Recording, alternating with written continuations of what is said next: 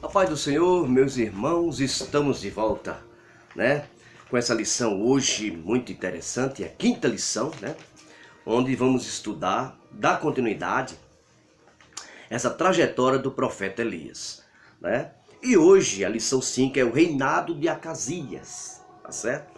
O texto áureo diz assim: tenha já fim a malícia dos ímpios, mas estabeleça-se o justo, pois tu, ó justo, Deus, prova o coração e a mente. Salmo 7:9. A verdade prática diz assim: a coragem de Elias é exemplo e incentivo para os que são chamados a pregar e exortar segundo a palavra de Deus, independentemente de classe, raça ou credo. Amém? Essa é a verdade prática. A leitura bíblica em classe é em 2 Reis, capítulo 1, versículo de 1 a 8, versículo 13 isolado, até o 17. Depois passa para o 13 até 17, tá certo? O texto começa assim: e depois da morte do rei Acabe, Moabe se revoltou contra Israel, e caiu Acasias pelas grades de um quarto alto que tinha em Samaria, e adoeceu, e enviou mensageiro, e disse-lhe: ide a perguntar a Baal-Zebub, Deus de Ecrom, se sararei desta doença. Acredita-se que Baal-Zebub tinha um dom de profecia, mas na verdade, estátua não fala, não vê, não anda, não tem nada disso. É uma estátua. Estátua não serve para nada, a verdade é essa. Eu acredito que os sacerdotes dessa estátua, Baal-Zebub, era que dava a informação.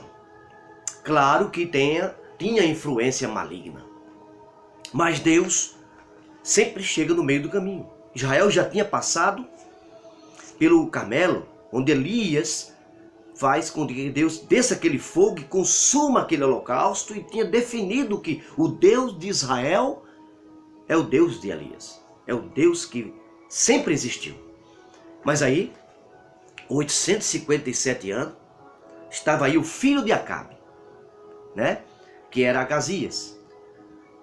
Imitou Jeroboão na idolatria, encheu Israel de novo com idolatria, e agora mandando mensageiros, por causa da queda que ele teve, mandando mensageiro para saber dele, de Baal-Zebub, se tinha solução para a sua doença. O primeiro ponto da lição diz: reinado marcado pela idolatria, cheio de idolatria.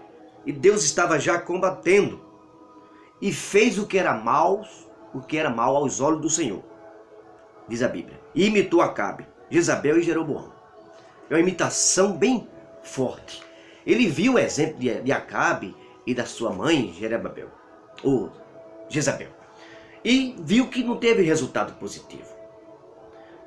E Deus já tinha falado para Israel ali, para as 12 tribos. Na verdade, ali tinha 10. No entanto, a idolatria chega a ter evidência forte em Israel. Mas Elias, orientado pelo anjo de Deus, disse: desce, vai até Samaria, porque ele está enviando mensageiro para perguntar isso. E quando chega, passando assim, Elias diz: ó, vão para onde? O Acasias mandou para consultar o Deus Baal-Zebub. Não tem Deus em Israel? O que eu fiz não foi o suficiente quando trouxe para vocês Deus? Mas aí eles voltaram. E quando chegaram lá, o rei Acasias disse: como é esse profeta que vocês viram pelo meio do caminho? Quais são as vestes dele? E quando disse as vestes todas, o cinto bem largo assim, sua veste de pele de couro e tal, ele disse: então é o profeta Elias. Ele já conheceu logo. E mandou 50 homens com o capitão para trazer Elias até aqui, até a sua presença. Mas Elias, quando eles chegaram perto, ele disse: eu sou homem de Deus, desça fogo do céu e consuma todos. E assim foi. E o rei Acasias manda mais 50 homens com o capitão. E acontece a mesma coisa. Se eu sou homem de Deus, que desça fogo do céu e consuma todos. E assim foi. E veio a terceira tropa. E essa terceira tropa O capitão, muito sábio, com medo de morrer, e sabendo que podia acontecer com ele também, disse: olha, profetas, tem misericórdia de nós. Estamos obedecendo ordem. Né? Tem misericórdia da nossa vida. E o anjo orienta Elias e diz: não faça com ele nada. Desce com ele, que eu vou te proteger. E dá a mensagem, frente a frente a ele. E desceu Elias. É muita coragem. Só Deus pode dar coragem a um homem de Deus. O ministério de Elias é um ministério de fogo. É conhecido como profeta de fogo por muitos teólogos. O segundo ponto da lição, diz: Elias desafia a adoração a Baal. Baal-zebub. Tá certo? E faz descer fogo do céu e mata essas duas tropas, e a terceira ele desce. E dá a mesma mensagem. E a mensagem foi esta. A mensagem para ele foi esta aqui. Ó. Presta atenção. E disse assim o Senhor: por que enviaste mensageiro a consultar Baal-zebub, Deus de Ecrom? Porventura, é porque não há Deus em Israel para consultar a sua palavra? Portanto, desta cama a que subiste não descerá mais. Certamente morrerás. Diz na frente. E aconteceu do jeito que Elias, que o profeta, a palavra do profeta, disse ao rei Acasias, naquele momento que ele desceu lá. Aqui a gente aprende que Deus está ainda combatendo sempre a idolatria. E que ele não quer outro Deus diante dele. Nem estátua, nada. Nós devemos adorar a Deus em espírito e em verdade.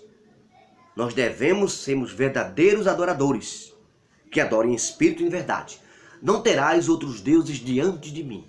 Ele diz na sua palavra, Êxodo 20.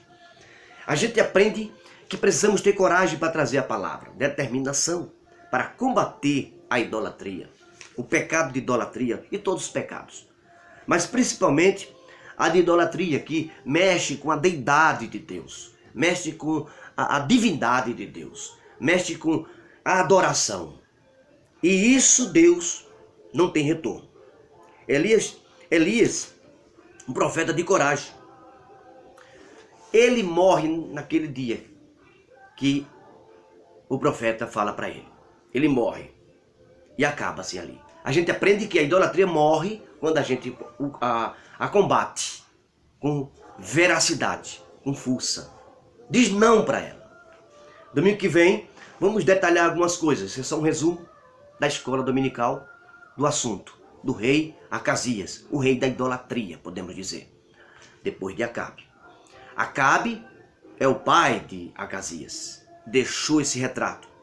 Por isso que a Bíblia diz: ensina o teu filho no caminho que deve andar. Provérbios diz isso. Para que depois nunca ele esqueça. Provérbios 22:6. Na velhice. 22:6. Ensina o teu filho no caminho certo.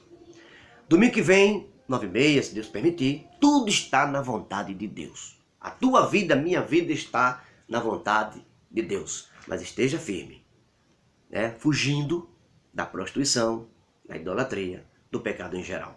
Deus abençoe você. Estamos aí, na Escola Bíblica Dominical. Se Deus permitir, está aí, é só um resumo, né, da lição número 5. Amém?